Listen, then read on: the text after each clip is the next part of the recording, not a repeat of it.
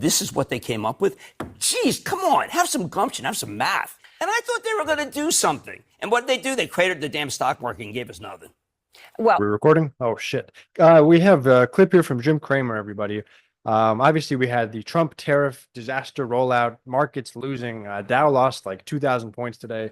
NASDAQ 1,000, 4 points off of the S&P 500. Absolute chaos and turmoil and confusion, shock and awe in the markets. And we have a clip here from Jim Cramer on CNN. Rarely see this kind of appearance, Jim Cramer coming out on CNN, but he apparently felt it necessary to come and speak his mind. So we have him here with, I forget, Burnett, I guess is the host name. And he has some strong words for Trump and the regime. Let's go ahead and hear and react. I really believed in it. And I feel like a sucker tonight because I am not a free trader and I do not believe in free trade. And I was just as tough, if not tougher than his people, but they screwed it up and they did it a totally ill-advised way. And I was very let down as someone who really truly believes that free trade is awful for the American working person. This is what they came up with. Geez, come on, have some gumption, have some math. I mean, how in the world do they do that after all of this? I mean, Jerome Powell, they assured us over and over again, Aaron, that they were going to do the thing that would make it so that the tariffs would come down and the countries that were bad actors would change their ways. And then Israel decides to get rid of tariff. And they tariffed them anyway. Vietnam decides to cut their tariff, and they still got the highest tariff. It was such a shame because they missed the opportunity, and now they have to pay the price. And it's funny, too, because none of this stock market, none of this had to happen. And I feel bad because a lot of people lose money when this happens. I hope people just be calm, be constructive. But the way that they handled it was so Bush League that I was surprised. And President Trump has people who around him know these things. And can you explain? So why does he though? Does he have people around him that know these things? Why, when you hear Scott Besson, he is a smart guy. He's very smart. He is a smart, thoughtful, respected person. Right. And he came out and defended these. Well, I think when you but people like that, they know. He knows. You know, I tried to think like that because Peter Navarro is someone I've known for 5 decades. Yep. And I was hoping that Peter, who I talk with a lot, really understood because he understood. He taught me these things.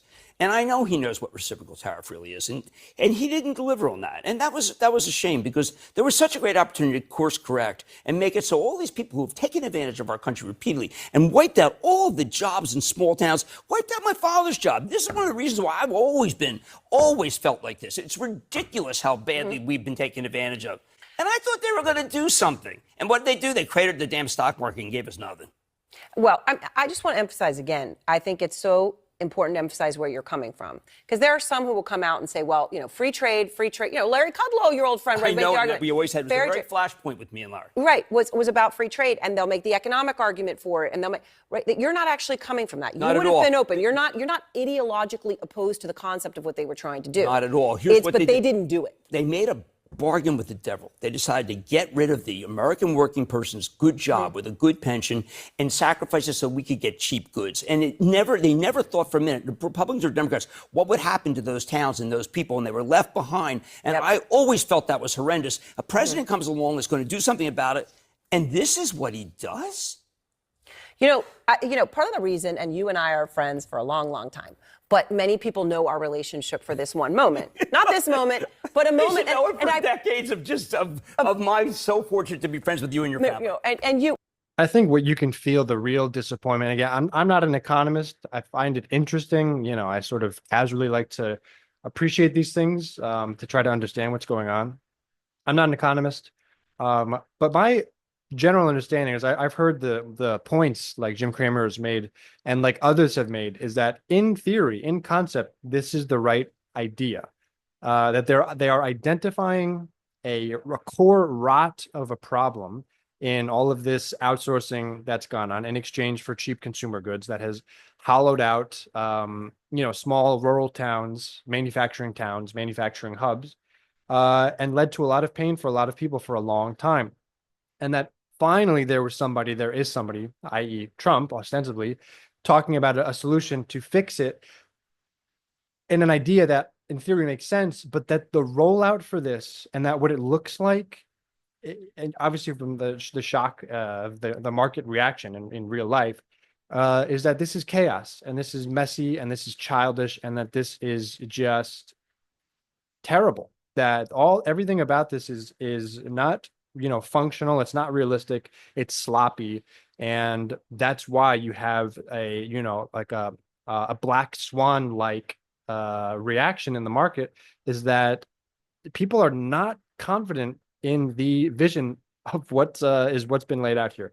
So that's what I'm interpreting from a lot of what I've seen so far. But there was this moment, and if anyone hasn't seen it, I'm going to play it. I'm going to play it because we're in a moment right now. I don't know if you heard Peter Tuchman describe it on the floor today.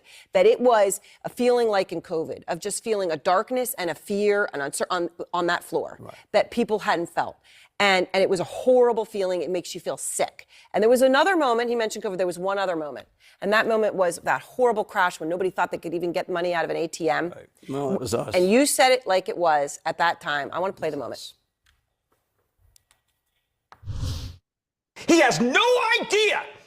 Cramer. I have talked to the head Wow, look how skinny she looks. Holy shit. of almost every single Is that the same chick? one of these firms in the last 72 hours, and he has no idea what it's like out there. None. And Bill Poole has no idea what it's like out there. My Cramer looks older 20 years ago somehow. people have been in this game for 25 years, and they are losing their jobs, and these firms are going to go out of business, and he's nuts. They're nuts. They know nothing. Cramer. God damn. I have not seen it like this I since I went imagine- 5 bid for 500,000 shares of Citigroup when I got hit in 1990. This is a different kind of market, and the Fed is asleep. Nailed that one.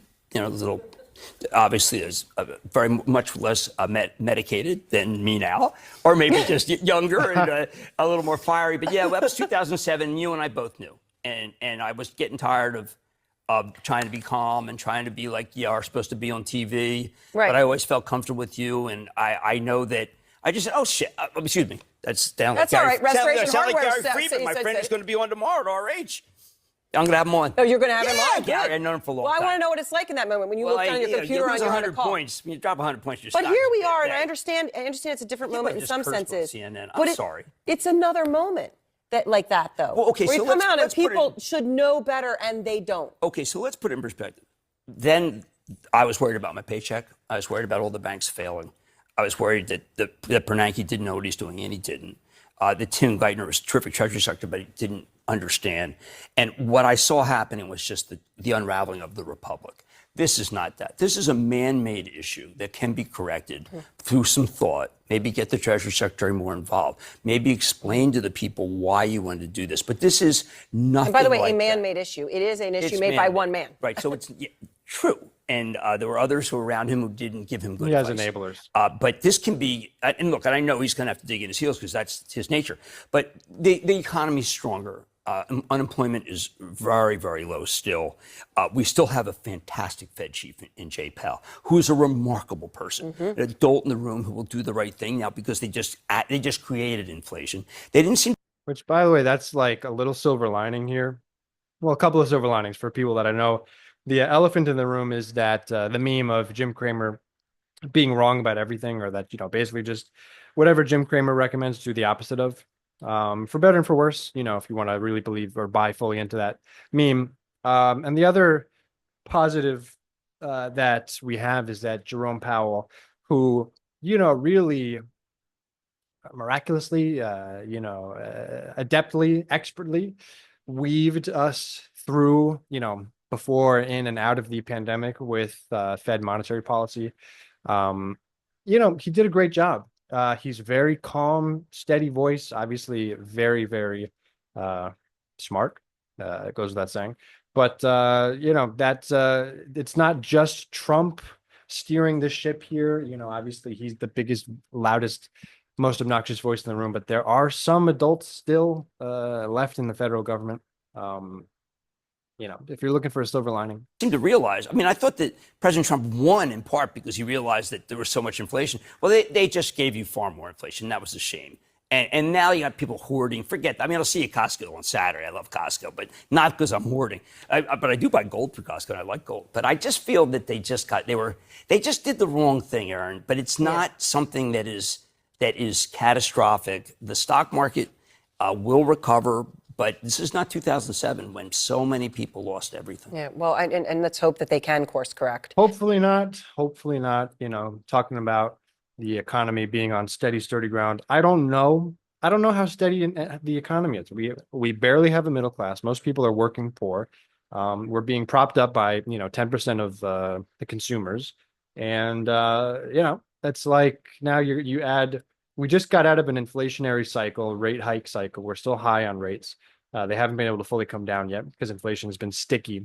And now you have a, artificially created, induced inflation event again on the precipice of happening.